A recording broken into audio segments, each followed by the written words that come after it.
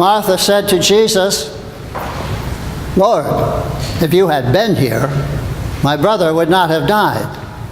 A little testy, Martha, but who can blame her? Her brother just died. And Jesus said to her, "Martha, your brother will rise again." And Martha said, "Yes, Lord, I know that he will rise again in the resurrection on the last day." Now Martha was really voicing what most pious Jews thought. You die, and then you're dead. But someday God would come, and God would give you back your life. You would be raised from the dead on that last day when God came. Well, I think a lot of people still believe that. A lot of people think we die, and then, I guess there's some sort of void or something. But then at the end, Jesus comes and raises us up, and we are alive again. We live. And Jesus has another idea. Listen to what he says. Jesus said today, "I am the resurrection and the life." Ooh. I am.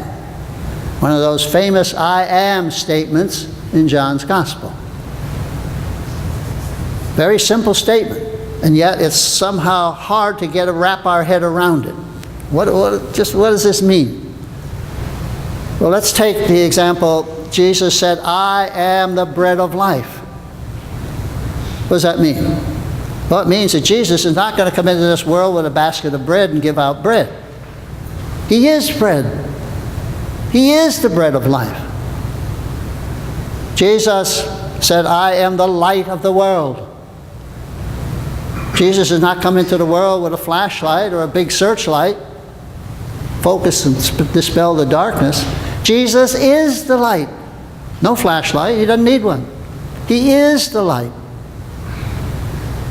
And Jesus said, "I am the door of the sheepfold." Not the gatekeeper. He's not going to open the door and close the door. He is the door. And so if we are one with him, we're in. If we're one with Jesus, we're in the sheepfold. I am the resurrection.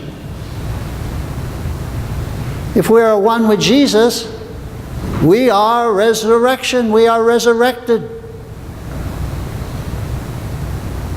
Anyone who believes in me, even though he die, shall live.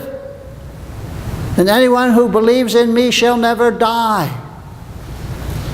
In other words, if we are at one with Jesus, we live. And we are not going to die. We will not cease to be. Our life continues. It changes at death. Oh yes, oh boy, what a change. But we still continue to live. We're never going to die. Now you might say, sitting there saying, "Whoa, wait a minute. I know a lot of people who died." Right? Yes. And I don't want to play down death. Death is an evil, horrible thing. But death, what happens, the body breaks down, yes. But the individual continues to exist. But death is evil for us, the loved ones of those who die. It's a horrendous experience. It's painful. It's traumatic. It's shocking. It affects people in so many different ways. Death is it's an evil thing. Why do you think Christ groaned when he came to the tomb of Lazarus? A lot of people say, well, he really missed his friend Lazarus. He was so upset and sorry. I think he groaned because he was facing evil. Christ is all goodness. And in the presence of evil, his spirit was troubled. He groaned because death is an evil, horrible thing. And sin and death came into the world because of Adam and Eve's disobedience. Well, Christ has come into the world to overcome sin and death.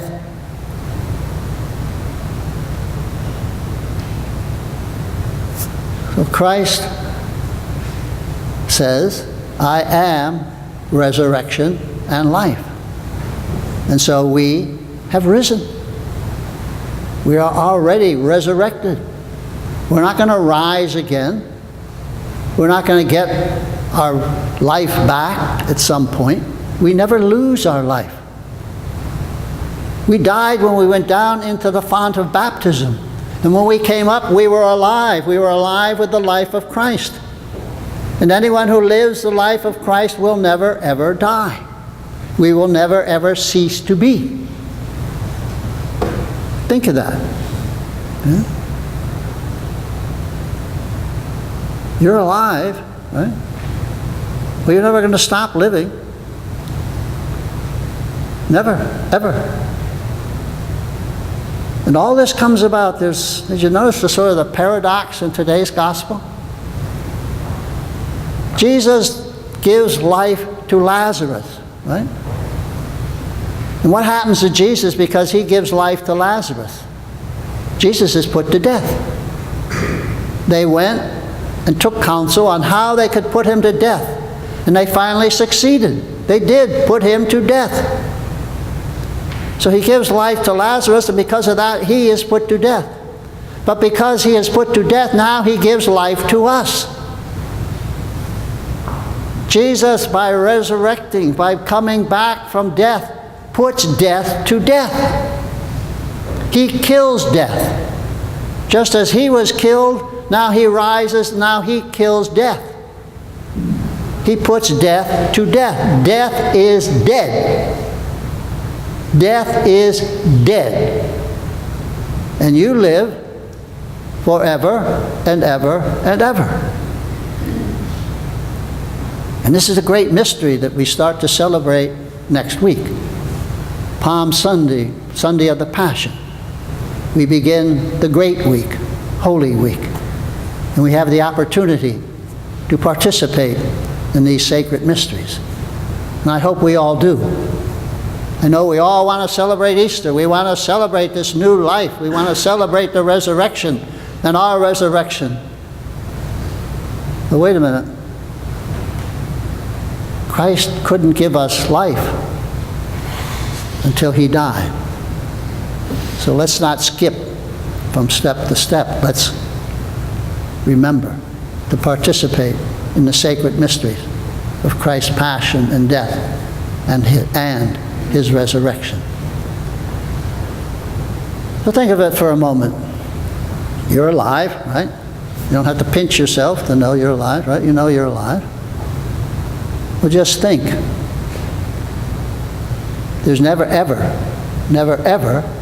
going to be a moment when you are not alive. There could be 20 centuries ahead of us. There could be 200 centuries ahead of us. You will always be alive. You will never, ever not be. Wow. Wow.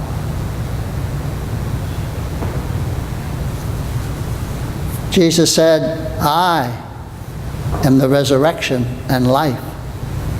Whoever believes in me will never die. Martha, do you believe this? And now he asks us, do you believe this? Do you? Amen.